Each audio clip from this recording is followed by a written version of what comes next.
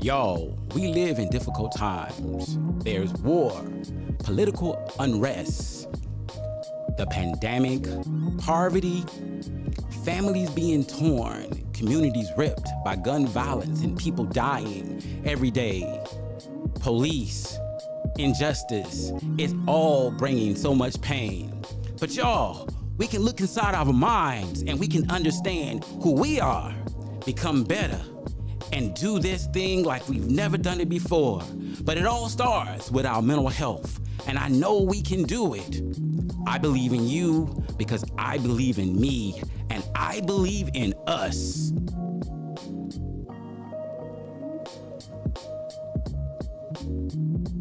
Hello and welcome to another episode of Therapy is Life, where thinking, feeling, and experiencing well-being is what we do. Today, we're going to talk about openness and conscientiousness. My brothers are in the corner somewhere, being in their own imaginary worlds. You see them? Listen, they can't hear, see, imagine anything outside of their own reality.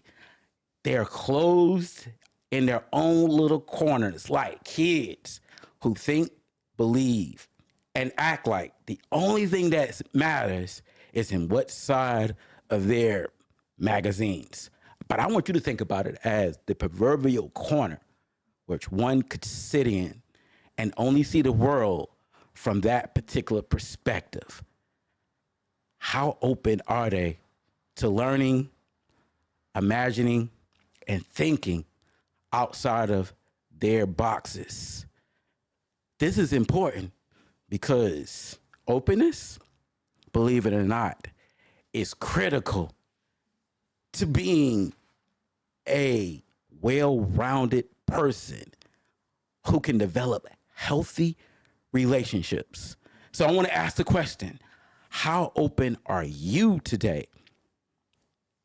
Because when you open, you have opportunity. Fellas, are you open now?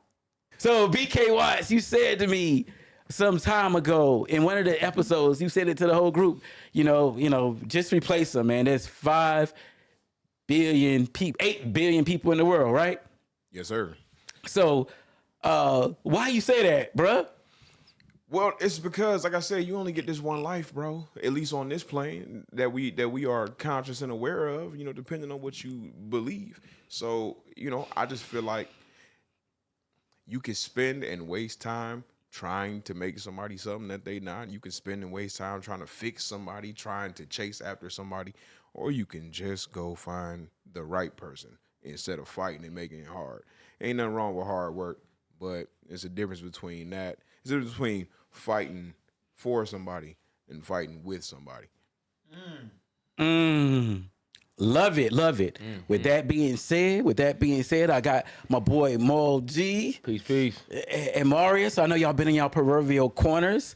I was learning about some good hot drinks to make in the wintertime. Oh, for you was learning about some hot drinks?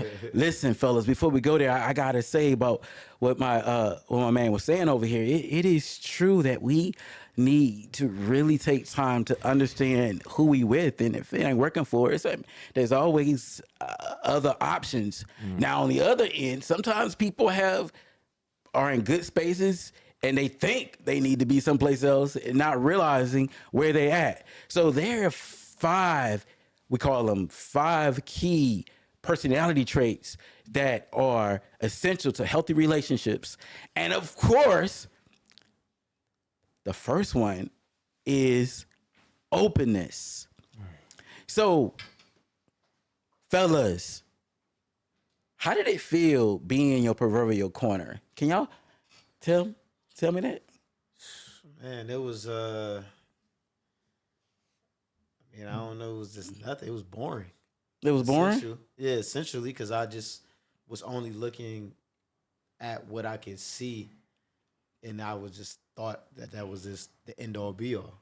And so since that was all you knew and all you could see, like, why did you? I'm curious.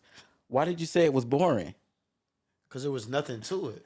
Like, it was just this magazine that was in front of me, and I was holding it in front of my face, and that's all I could see. But there was nothing else to it. There was nothing else to life, to the world, or where we at right now. This beautiful art that we looking at. I didn't see none of this. The cameras, you guys.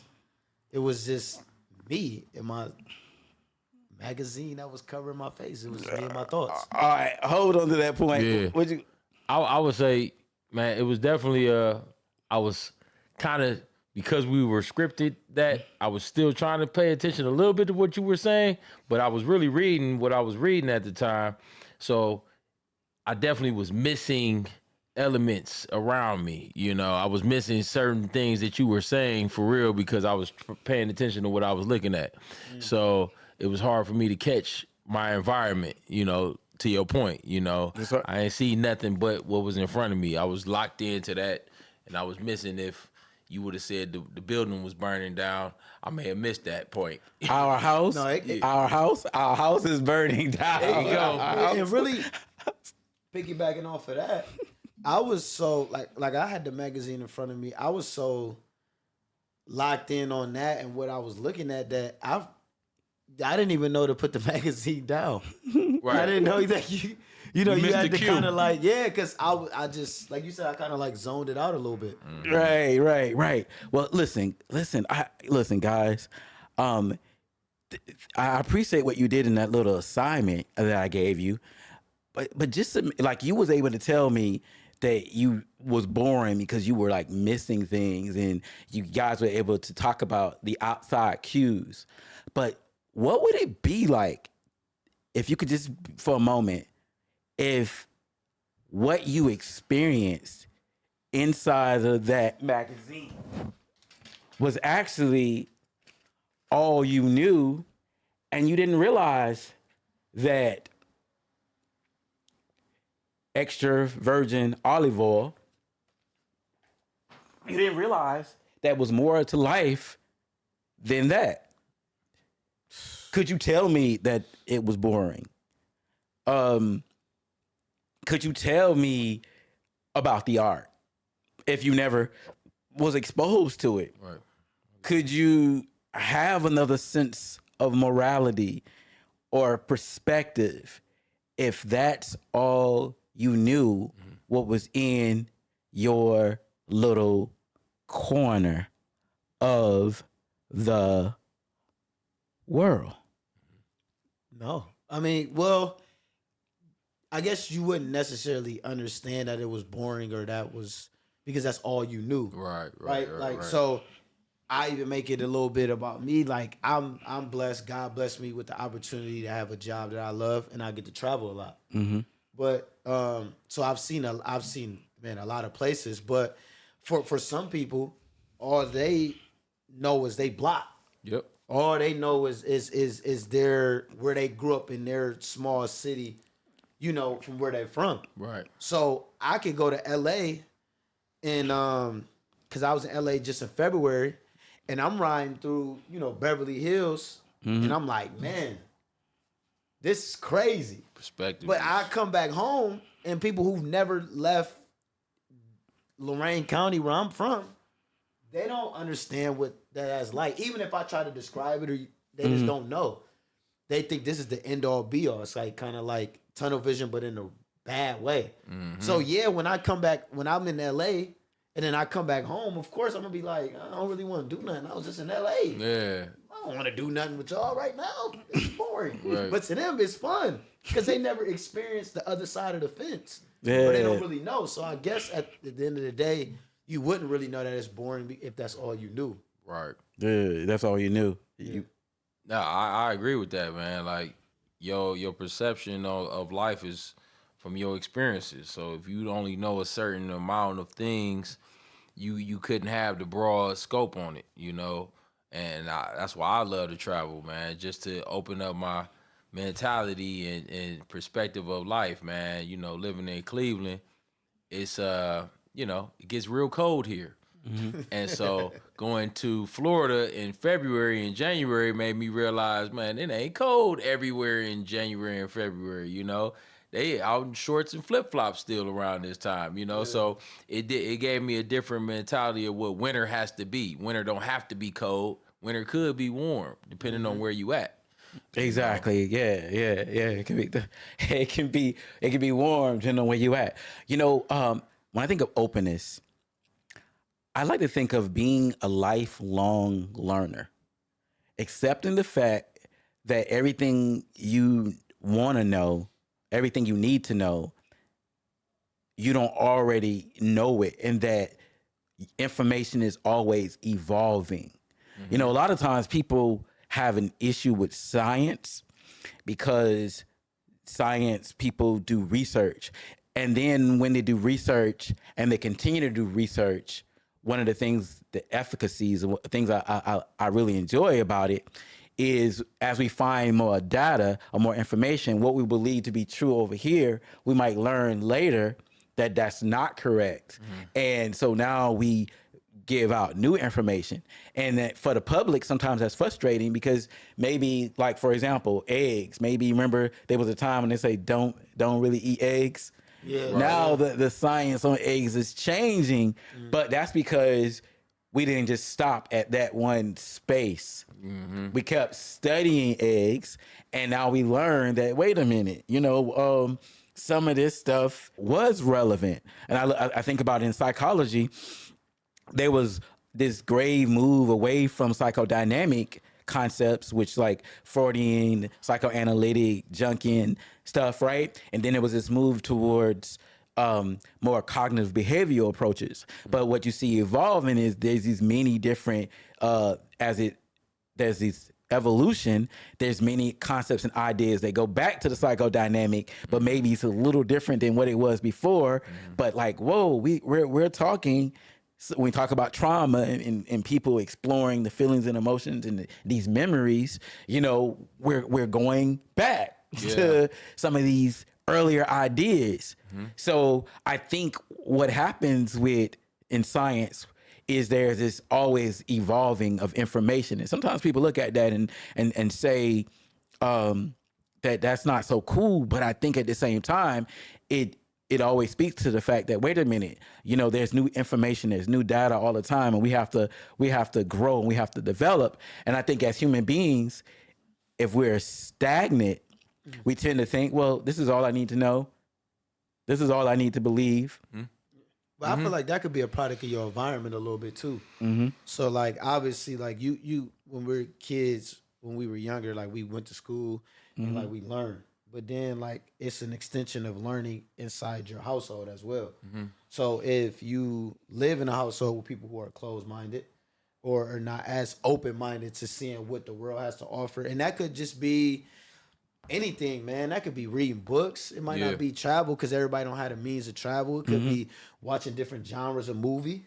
It could be listening to different genres of music. Like, it's not just hip hop. Like, there's more music out there than hip hop. For sure. But if you grow up in an environment where your home environment and even the people that you hang out with and your friends are so close-minded, then it's really hard for you to be open. And I feel like people who are like that, it's just they're not really smart, intelligent people. You know what I mean? Because you have to be open to see, like, what else does the world have to offer outside of just what's directly in front of me. Because it is more to the world. Like, it is more like, even like art. Some people don't understand the importance of art. Some people are more deep into it. But I've never been to an art museum. You never been to an art museum? I've never been to an art museum. Okay. So, like, I want to go to an art museum, not because I'm trying to get deep into art, but because I'm trying to open my mind up to other things outside of just sports. Yeah. It's more to life than sports. And they got some great art museums in Cleveland. Cleveland, no, for real. That's what I need to try sure. to tap into that a little bit. Tap in, bro. There's some dope ones in Cleveland. Yeah. No, I was gonna say, man, this conversation kind of reminds me, I think, of two things. One, about the process of like education and like how, like you said, how like learning evolves and how you got to be able to adapt to the change with that. But then I was also thinking about like, religion, like for instance, like the church experience, and especially like I would say in the black church experience, because that's what I grew up in. I think people have a hard time adapting to change. and to things and times evolving, right? So I grew up in a Baptist church where there were like hard, I don't want to call them rituals, but practices that probably started in the 1920s, 1930s, of whatever the culture of that church denomination started, and these were things that all the way up through the 80s and 90s they were still trying to hold on to these, but then you step into a new millennium, and it's like you got younger people coming, and it's like you're expecting younger people to act like people who are in their 70s and 80s, doing, certain ritualistic things that it's like it doesn't read for today's times, So it's like then it becomes the disconnect to the younger generation coming in, where it's like, I'm young. I don't want to wear a 3-piece suit and wing toe shoes. I want to come in my sneakers and hoodie sometimes. And I still believe in God, but where's the evolution? Where's the openness to be able to adapt to the change? Yeah, you know what? And to your point, go ahead. Go ahead. No, I was just because while we on the subject. Go ahead. I want to say something to it. Go ahead. While we on the subject of church, I feel like I go to church. I grew up in the church, but I feel like the church definitely needs to be more open, because through my passion with mental health, and me being really vocal with my struggles with mental health and my experiences with anxiety and things, I can remember talking to said people who are leaders in the church. About me saying, hey, I've been in therapy. I'm in therapy, and they would be like, well, let's just pray. No, yeah, come on, let's pray.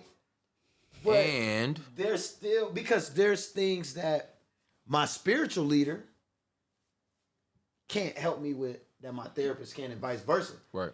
But like you said, we so accustomed to this program in the church that's like, well, we're going to go to the altar and we're going to pray this anxiety away, and we're still going to do that. I believe in that. Yeah. But I also believe in the therapeutic side of going to therapy as well. But some people are still closed-minded because they're just so locked into just this. Facts. So I guess being closed-minded and not being open-minded could be two things. It could be program-wise, like you just was raised to be this way, and that's just it. And then also it could be that your environment kind of doesn't push you to go see what else is on the other side. Yeah. So let me say this, 'cause I'm excited about what you guys just said. I love these discussions, y'all, because listen, they're not scripted, but we have a fundamental structure that we kind of flow with, and then it kind of goes from there. We kind of like, Christopher Wallace, freestyling a little bit, but I love this because it goes where it goes, and one of the reasons why we have the diversity of backgrounds is to have a discussion about mental health where we can talk about different things, not just from quote unquote a clinical perspective, but from a real life perspective. Therapy is life. But anyway, back to the discussion at hand. Perfection is perfection, and you need to understand. But anyway, I'm gonna get me a music one off. Don't worry about it. So honestly, when I think about the thing, so let me think about the dress thing. I understand that at some point in the Black experience, dressing up on Sundays was a critical piece of release for the Black community, because often that was the only time they got to really do that. Nice on, right. Be something nice, or be something important. So the auxiliaries and the clubs they were on, that was so meaningful. So wearing the uniforms and doing all those things, that was meaningful because a lot of times they was just in the fields working, and they didn't get that. They didn't get that. So church was a place where they got a lot of their esteem from, right? Esteem, yeah. So I mean, I remember going to church, and they had a group called the Queens, and they always wear the tiaras, right? Okay. But think about that. Maybe many of them were housekeepers. housekeepers, and they was doing a lot of domestic work, and then you get to church, I get to be the queen, I get to be the I get to be the usher. Right? That makes sense. It makes sense. When you put it that way, it definitely makes sense. I get to be the usher. I get to be the I get to be the grace soldier. Yeah, the right? the deacon in charge. The deacon in charge. Like, yeah. The DNC. Yeah. From the self-esteem perspective, that makes a lot of sense because you're right. Like, people get really into those titles in those clubs. Like, my grandmother was literally just telling me about they got 5 usher boards at the church I came up in. 5 usher boards, man. And them usher boards, they take it, they hold meetings and all that. So oh yeah, I'm on the usher, doorkeeping team at my church. No doubt. And no, it's real. We have our meetings, and it's like ways to go about it. You got to be there on time. You got to be punctual. You got to do all those things. Facts. But I do feel like it's still a sort of way to go about it too for the younger crowd. And that's why, because at my church, on the doorkeeper team, on the usher team, I'm the youngest one. Okay. So this important for the other people around my age and even younger than me to say, oh, there's people that do that too, Yeah, right. But there is a sort of fine line to say, hey, like, I want to come in sneakers. I know at our church every third Sunday is dress down day. Right. So you come in your jeans, you be a Come little as bit more you are. relaxed. Yeah, come as you are, be more relaxed. Because you don't want people to feel like, oh, if I don't have a suit, if I don't have a tie, I can't come to. But you have to be open because that's not necessarily the times that we living in now. Yeah, right. Exactly. It's so evolving. Yeah, so it's evolving in a way, and I'm not saying that was wrong and this is right. It's this is where we are, and so being able to accept the fact that people want to dress down or be more relaxed and not have to worry about all of that. When they come to church is I think is being open to things being different. The other thing I want to say when you were talking about the piece of mental health, I think a lot of churches now are trying to embrace the idea of mental health. And I think where we struggle at is sometimes even when we look at things biblically, we don't necessarily appreciate how people, even in the Bible, evolved in different ways. And based on their physical gifts, they were given different opportunities. Like, we can talk about the idea of Peter and we can talk about the idea of Paul, but Peter was more of a minister to Jews, where Paul, he was able to go to the Gentiles. But what made them different wasn't their spiritual understanding so much. It was their natural understanding. Right. Because Paul was educated and he was a soldier. He learned how to speak all these different languages, his natural experience, and it put him in a different position to do different things. Dude. And I say that to say this, like, not all ministers are equipped to give mental health insight and understanding. They don't have the education behind it. They don't have the education. They don't have the awareness, so they can't. They really can't support people on a deeper level. One of the things I found, I grew up in, and of course I was involved in church a lot. And one of the things I looked at ministry was that, you could talk and you could engage and do like these group discussions, but it's not like being a therapist, because therapy requires this more intimate type of dialogue. Also, therapy puts you in an environment where you can have a discussion, I think, that's not guarded by the standards of the church. So I can have a more real discussion with you about certain things in a way I can't have when it's in the church. So, when people are in these different places and stuff like that, so we have to be open, because even when we talk about things like suicide, right? Being in the church and trying to be open, there's always this, kind of like frowned upon attitude, where in therapy, you can be more open to the fact that this might be a natural feeling or emotion that someone may have, and supporting them through it so they won't feel judged. Yeah. Right. But even outside, outside of the church, society in just today's age needs to be more open to therapy and be more open to like learning why you think the way you think. Because like sometimes how you were raised can kind of force you to think one way or to act one way.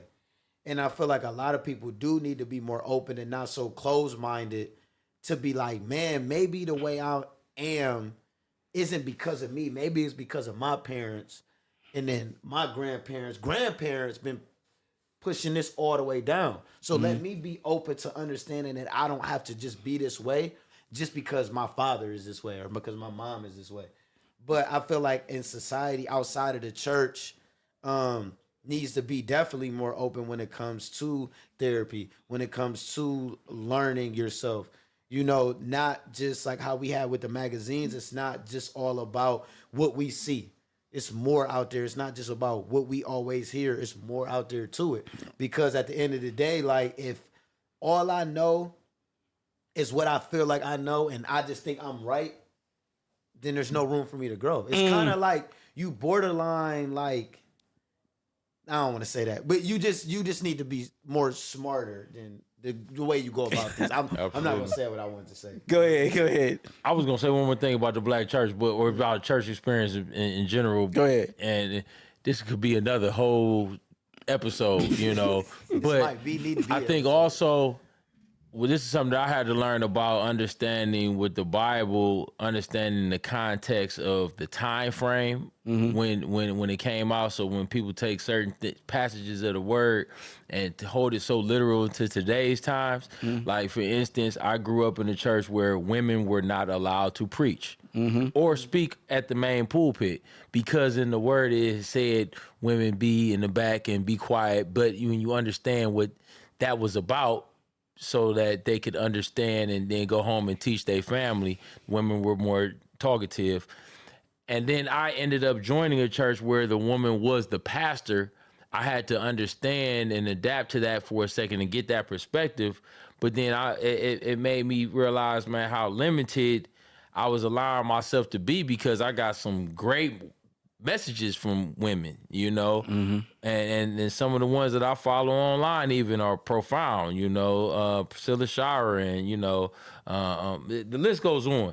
But I think it's about being open once again to the concept of how things can work and how God can use so many different people to spread the word, where there are still people in today's times who have that perspective that women shouldn't preach, so they're not open to that concept. And so it's like, it's just so many isms and schisms, man. Your experience, a person's experience can shape their reality, going back to the idea of the proverbial corner. So when I'm in the proverbial corner, I cannot see the other perspectives, so I don't know that they exist. Right. So what I see, what I smell, what I experience has been conditioned into me to think a certain way about the world. So I don't even see those possibilities. So I don't even, no matter how intellectually smart I am, unless I have something either genetically or some outside experience that challenges me to see it differently, I won't. And so then what I oftentimes do, we think about, we do these things where we only agree to the things that we actually support. And so we only look for things in life that reinforce those particular ideas or perspectives.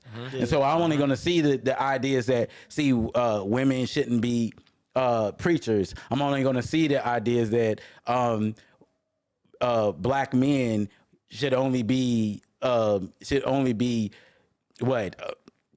in jail or locked up, because that's what I want to see. Right. The whole idea of a black man being the president.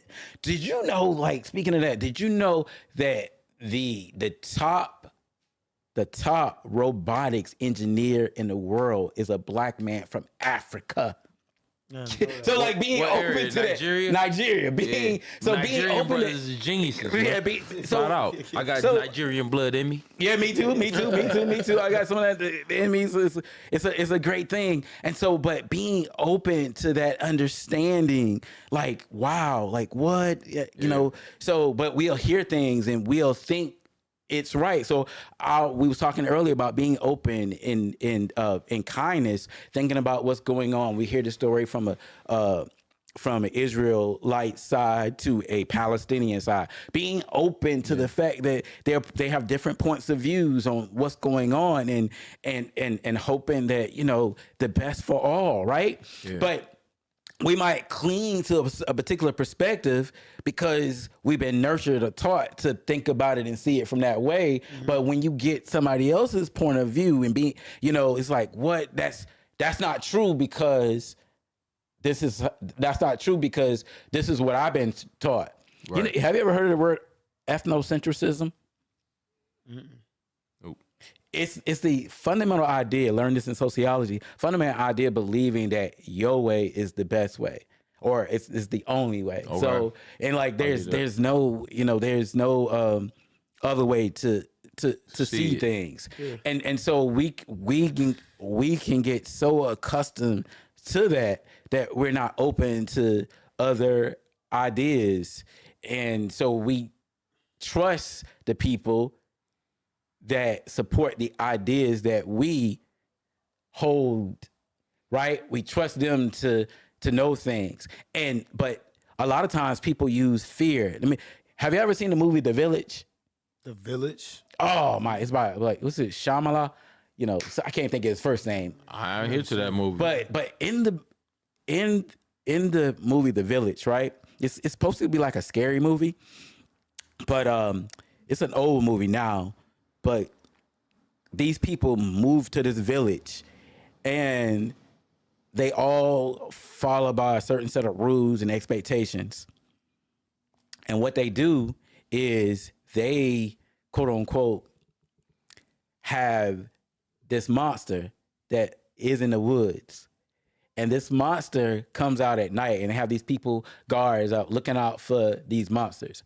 And they tell everybody, don't go into the woods because these monsters will get you. They will kill you.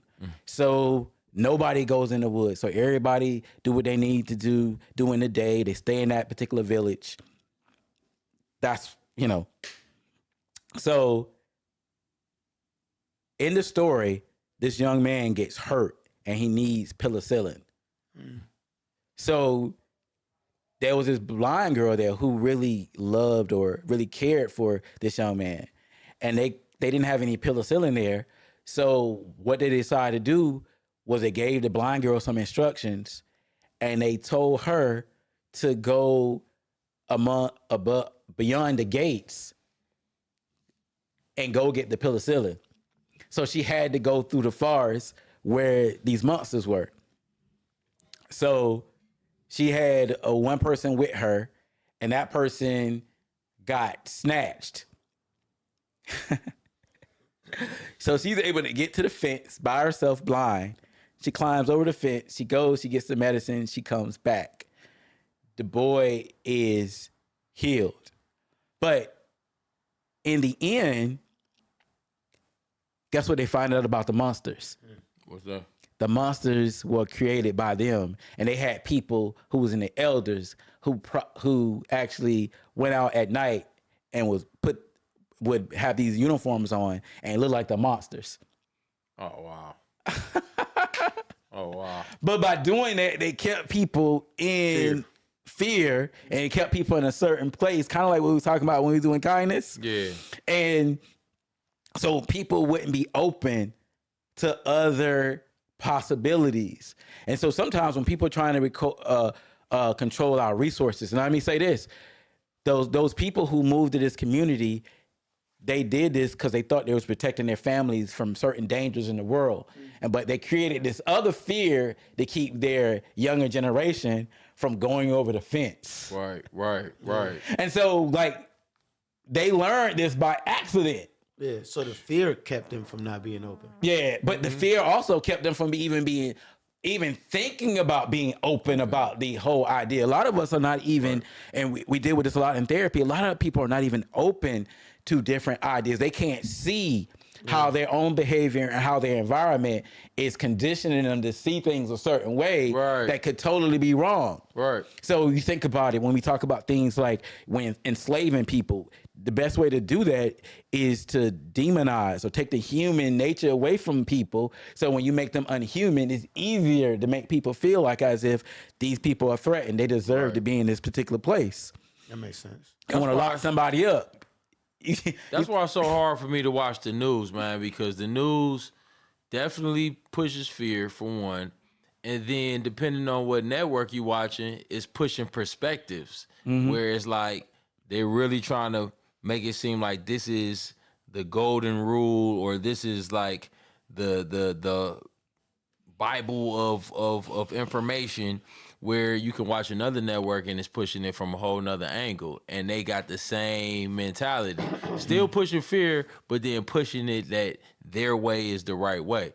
And it's like, that's why somebody had told me, it might be PBS News, or I like a news that just gives me the straight information, doesn't try to push a perspective, but leaves it open so that you can get your own perspective on it or feeling about it. They don't try to push the feeling at you so that you can, see it from their way and agree it on their side. They just tell the facts of what happened, you know? And then that's a fair way to inform people, I feel like. You can't push it from a perspective that's like making me feel like, oh, this side is right or that side is right.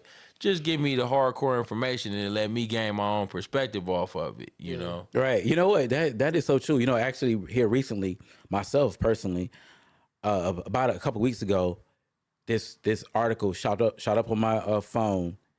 And when I read it, it disturbed me. It was about a decision that the Supreme Court had made. And the way they framed it, I just could not fathom it. And I was like, oh my gosh, that would feel like so unconstitutional. But then when I read the actual details, it wasn't what I thought it was. But the way the media, the headline wrote it, right. Man, it stressed me. And so, because I've been watching news more lately, I was like, you know what? I think I'm going to take a break from listening to the news. It is what it is right now. And I've been telling myself, yeah, with everything going on, I need to watch every day, listen, see what's going on. But I'm telling myself now, it's like, no, it ain't good for my mental health, man. No, it ain't. That's why I don't really be in the news, but it's important to be informed. You got to be informed because you don't want to. Because maybe if I wasn't informed as I am right now, there might be certain things I would say right now that I realize it's best for me not to go there. Yeah, but I like how you said, like, give me the information and then let me do my own research or let me make a decision based off of my own doing, right? Because you trying to persuade me this way or that way. Because when you got the rest of the information, did you get the rest of it from another source, or did you get it from that same source? I got it from a different source, and I read the actual details. And when I read the actual details, it wasn't how it was being betrayed. Yeah. And granted, you have some people who wasn't open, and they may have just heard what certain people said about it and may have saw it as a victory when actually it was a clear defeat.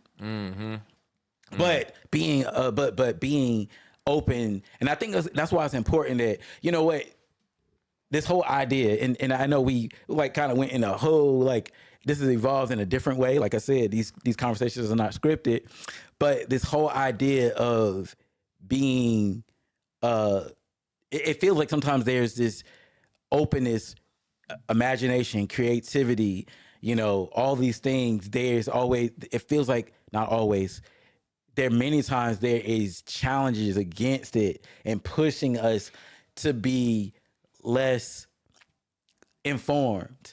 No, yeah, for sure. That's why they Ooh, I got something for that. The urban, or I let you go, but they always say that all the information is in books. Yeah. People don't pick them up to read them to learn. So maybe that's why they put it all there. But when I was thinking about, and like we were talking before we got started about, one, you could think about the genre of, well, just the arts in general, but like movies or, for my love is music. It seems like they've gotten away from allowing artists to be individuals and be unique and have their own. Like when you think about, man, the R&B music of the 80s, right? And you think about all these 80s and 90s, you think about all these different voices and styles and, you know, content that they would bring to the table, and it was so much originality. It brought so much nuance and just creativity to the genre, where you get to today's time and it's like every artist sounds exactly alike. Nobody has no originality, voices, even how they manipulate through radio. They've manipulated that everybody has to have the same type of song time frame and voice pattern and, you know, cadence. It's just so, it's gotten away from the creativity of it. So it's far from being open. It's way more closed now. And to me, that's why it's devalued, because back when, man, and it was, we ain't even talk about the 70s, man, and all the different type of artists that they had, from the Earth, Wind and Fires to the OJs, and you know, it's just so many different varieties that came in that time frame. It seems like once corporate America got a hold of it and they found like, okay, boom, this is the source of where we gonna get money from. We want every artist to sound like this, and we want all the artists, especially these rappers nowadays, like, y'all all gotta be talking about the same thing. Nobody's talking about their unique life experiences no more, or any type of consciousness. It's all about what's going to sell. You know, it's just, it's garbage. Yeah, no, it is. That go ahead. That 90s music is I what? We don't have to get into it, but I think Drew Hill is the greatest group. Drew Drew, of all times, or just 90s, or All time. Drew Hill. I love Drew Hill. I'm a Drew Hill. No, thank you for your opinion, sir. I'm a Drew Hill, like, They raw. They raw. because everybody in Drew Hill could sing. Everybody in Jagged Edge couldn't sing. So I'm just saying. I don't wanna 5 get down. steps Hey man, don't from say that. eternity. Don't say that. Steps. Come on, man. What? No, that was cold, bro. My But love and the dream greatest? wishes Come on, The man. greatest? touching the heavens above. I can Don't think even of get me like, started. Please don't get me started. I think of like 20 Don't- groups don't- better don't. than But Drew everybody Hill. in Drew Hill could sing. No, they raw though. They raw. Everybody could sing in Drew Hill, though. Beauty is her You know name what is I'm one of my saying? favorite It R&B's. walks by me every day. That's There the you music go. I There you put- go. I There you told y'all I was go. gonna get one off. There you go. We can hear. I You told got y'all I it, was boy, gonna get one off. Gotta bring up Drew Hill. I don't want to go. But yeah, no, being open to different music. That's why I'm happy that I had older cousins who introduced me to Jay-Z when I was 8 years old. You know, introduced me to the rap of like Nas or Illmatic. You know what I'm saying? Like, I grew up in that era, so I grew up in real rap. I grew up in real rap and real R&B. You know what I'm saying? Like Mint Condition. I you grew go. up in that era. You know what? I mean? So Yeah, I know what you mean. You know, I think about, like, when you talk about music, real quick, like Isaac Hayes. Wake up, everybody! There's no sleeping in bed. Like, That's a powerful one. So, like, man, that was a powerful song. So, wake up and be open. look, it takes a fool to love, and love don't love nobody. Like, come on. Like, You knew he was gonna go down the rabbit hole with I know he was. I that. knew He was he about was. to- look. But shucks, man. You know, man, I love going down that. I mean, y'all remember Simple Red? Holding back the years.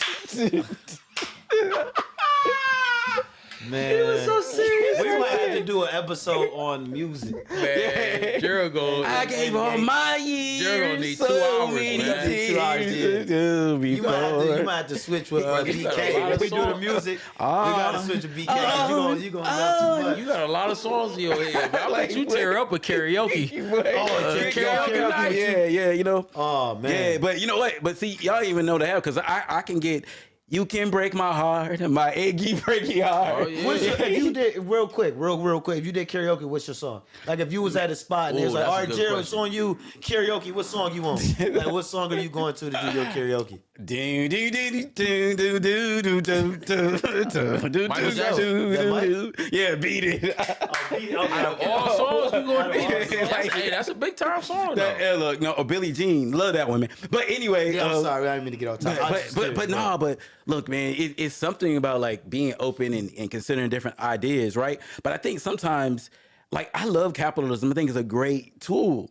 But the problem is, I think we get so caught up in trying to create a product that's quick and fast, and the artist gets lost, and we don't hear the artist, the individuality of an Erykah Badu. We don't hear that. We don't hear that, or Marvin Gaye or Michael Jackson or even a Van Halen. Dun, dun, dun, dun, dun, People ain't dun, open dun, to that, dun, though. dun, Cold dun, rock dun, music, man. Nah. Oh, ow! I mean, yeah. But people not open to that. A Run DMC and what's his name? Walk this way. Yeah. They still the old Guitar Heroes. Man, oh no, what's that group name? Yeah, God, Aerosmith. Aerosmith, Yeah. Man.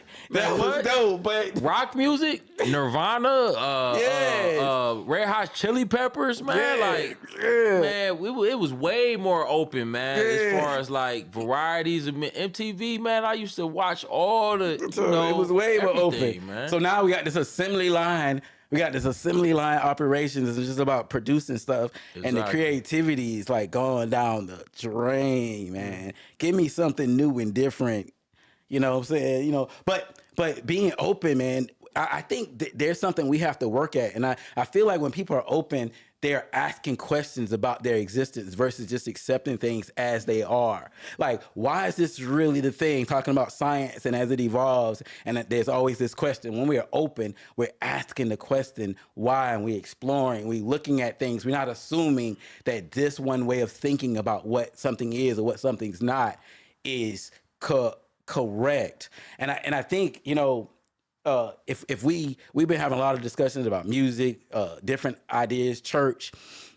If we had to think about why openness is important for our relationships, and I'm not just talking about intimate relationships with like your wife or girlfriend or boyfriend or whatever, but just openness. Why is it important with friends, family? Why is it important that we be open? Why do y'all think it's a critical staple of healthy relationships? Think about everything we talked about. To really better understand the person, to be kind, to be a better friend, a better spouse, a better brother, a better uncle, a better son. You got to be open because sometimes you never really know what people going through. Mm-hmm. So somebody could come in the room and rub you the wrong way, and you have to be open to say, man, maybe they having a bad day, or maybe something happened to them less fortunate, or so you have to have that openness, man, if you really want to be of service to other people and to be kind to them and say, hey, man, what's wrong? I know you came in and you kind of was, maybe like you being a barber, like, man, I know you got a chair. Usually when you get in a chair, you a little bit more open. With how you feeling, but today you kind of close up, everything good. Yeah. You gotta have that open mind, because if you don't, you're gonna feel like everybody rubbing you the wrong way. And it might not necessarily be your fault. It could be something that happened to them that has nothing to do with you. Exactly. So you gotta be open. Otherwise, you can't be kind. You're not gonna be open. Because then you feel like everybody's against you. So how is that gonna make you react? You're reacting in an angry, mad, upset way. Love it. Yeah, I agree, man. I think, man, it's about everybody's perspective is valid, right? Like their life experiences and what they've been through is unique to them, and it's so it's to a point where you can never walk in another man's shoes. You don't know what he's been through. You don't know what she's been through. And so I was just having this discussion last week with a guy, like everybody's uniqueness is to the table, and it's about being able to respect everybody's uniqueness and what they bring to the table, and being able to have enough respect for that person, that individual, to say, like, I might not necessarily agree with you, but I can respect you and I can respect your opinion and be willing to even hear it, and it might shape my perspective. It might change how I'm thinking. Because of, you saw that fly. I thought it was about to land on my shoulder. And BK ain't got no chicken. Yeah, BK ain't got no chicken. BK ain't got no chicken. Or no donuts. Or no donuts. Or no food for that. But yeah, everybody's perspective is valid, man. And so you gotta, be willing to hear it out, and it could shape your perspective in a different way, hearing a perspective on life. Right, right. I think it's critical because when you're open, you're less likely to be judgmental. Understanding the idea that everybody has their own opinion, perspectives. They're grown. They have had their different, life experiences that brought them to this particular space, and knowing everybody is worthy and deserving and have value. And I've oftentimes believed at the foundation of being who I am is that this whole idea of learning. I think Aaron Neville was the first to sing the song, "The Greatest Love of All." I don't know. We always think about Whitney being the one that sung it, right? But and I could be wrong on that. But the idea of when you realize that you are worthy and deserving, you know that, then you can give that to somebody else.